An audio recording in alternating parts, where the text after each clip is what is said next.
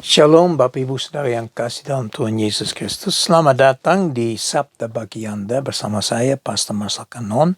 Dan mulai kemarin kita bicara tentang 3 hal yang Tuhan minta daripada kita. Ya, kemarin kita sudah bicara tentang berlaku adil. Ya, seberapa jauh kita adil terhadap semua orang. Ya, bukan hanya kepada orang kaya, tapi juga kepada orang miskin. Atau kepada anak yatim piatu. Ya, atau janda-janda. Coba Anda merenungkan seberapa adil Anda sebetulnya. Nah, saya ingin baca lagi Mika 6 ayat 8. Hei manusia, telah diberitahukan kepadamu apa yang baik. Dan apakah yang dituntut Tuhan daripadamu selain berlaku adil, mencintai kesetiaan, dan hidup dengan rendah hati di hadapan Allahmu. Ya, yang kedua kita lihat dan kita fokus hari ini adalah mencintai kesetiaan. Seberapa jauh kita menjadi orang setia. Nah, saya ingat cerita yang tercantum di dalam Hosea.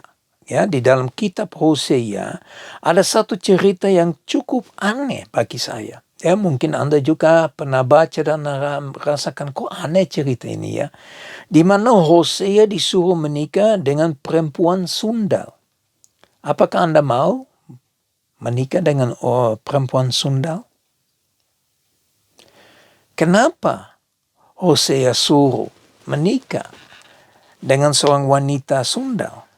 Ya, karena itu adalah gambaran daripada hubungan orang-orang Israel dengan Allah. Mereka tidak setia. Seorang perempuan sundal itu tidak setia. Dia pasti akan cari cowok yang lain terus menerus.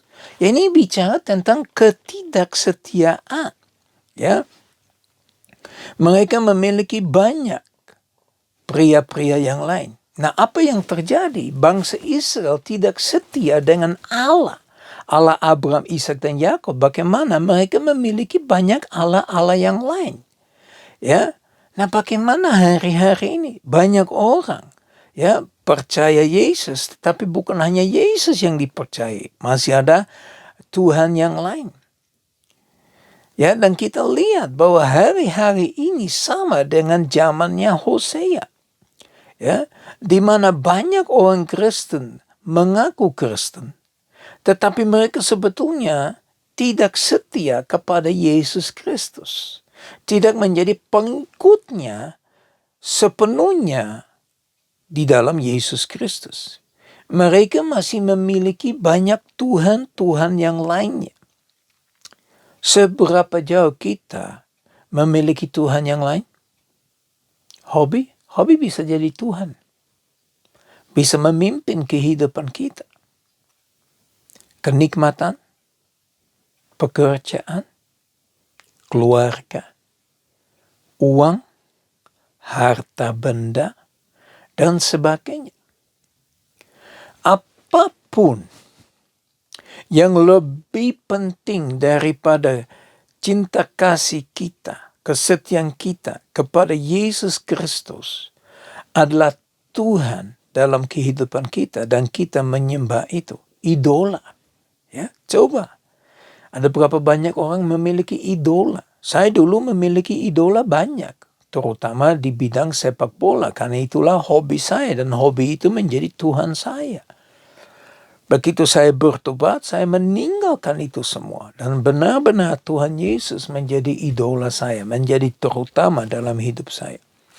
Ingat Bapak Ibu Saudara yang kasih dalam Tuhan Yesus Kristus, ada 3 cara atau 3 strategi yang iblis pakai untuk menarik kita jauh daripada Kristus. Supaya tidak memiliki kehubungan, yaitu keinginan daging, keinginan mata, keakuan hidup. 3 hal ini ya seringkali membuat kita lebih setia kepada hal yang kita bahas ini daripada kita setia kepada Tuhan.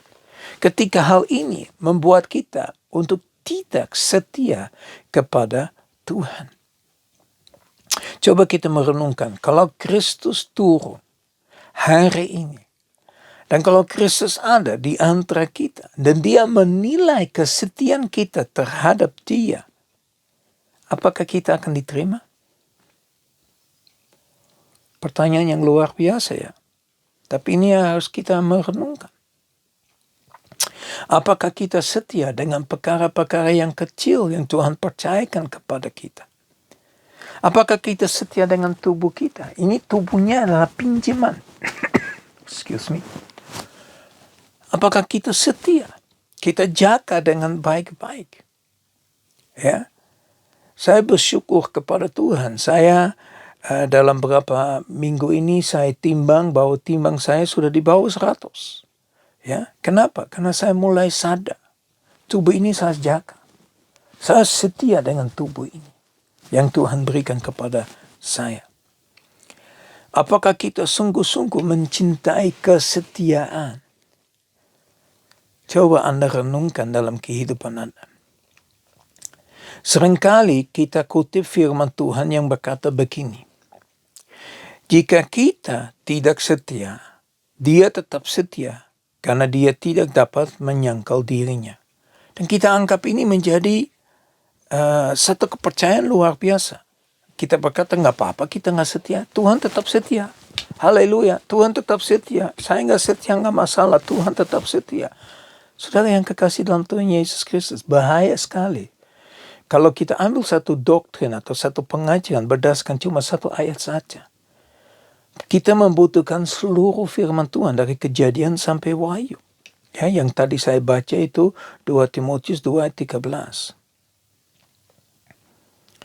Tuhan memang setia. Karena itu adalah sikap dia. Dia tidak bisa melanggar daripada itu. Tapi bukan artinya kita tetap bisa hidup dalam ketidaksetiaan. Kita juga harus menjadi orang setia. Setia dengan perkara kecil, setia dengan segala sesuatu yang Tuhan berikan kepada kita. Dengan napas kita, ya, energi yang Tuhan berikan, apakah kita setia? Waktu, apakah kita setia dengan waktu?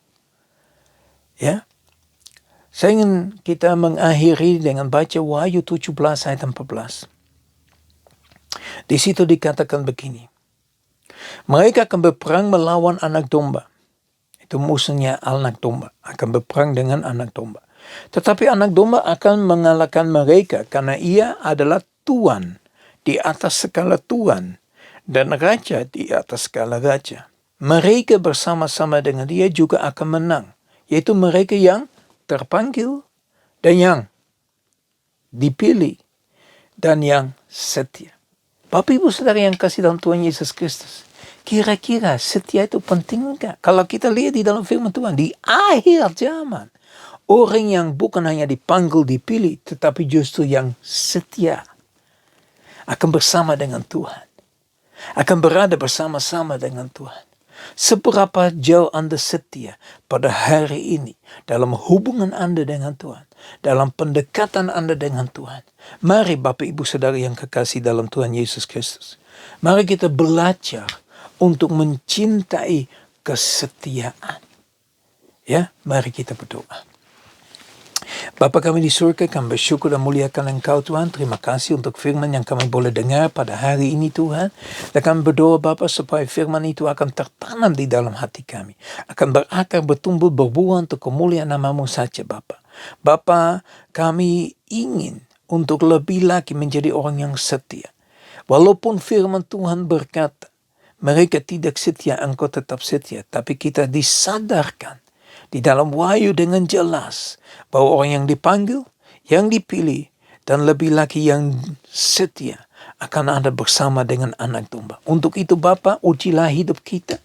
Seberapa jauh kita menjadi orang yang setia terhadap Engkau. Apakah kita setia dengan perkara yang kecil, dengan tubuh yang Engkau berikan, dengan napas yang Engkau berikan, dengan waktu yang Engkau berikan, dengan keuangan yang Engkau berikan, dengan segala sesuatu yang kami miliki. Apakah kita benar-benar setia kepada Engkau Tuhan? Terima kasih Bapa, dalam nama Tuhan Yesus kami sudah berdoa. Haleluya. Amin. Ya Bapak Ibu Saudara yang kasih dalam Tuhan Yesus Kristus, saya berdoa benar-benar supaya berkat dari Allah Bapa kami yang di surga, kasih yang sempurna di dalam Yesus Kristus, persekutuan yang manis dengan Roh Kudus, menyertai kita semua mulai saat ini sampai Maranatha Tuhan Yesus datang kembali, bahkan sampai selama-lamanya. Haleluya. Amin. Ya, sampai ketemu besok. Tuhan Yesus memberkati. Shalom.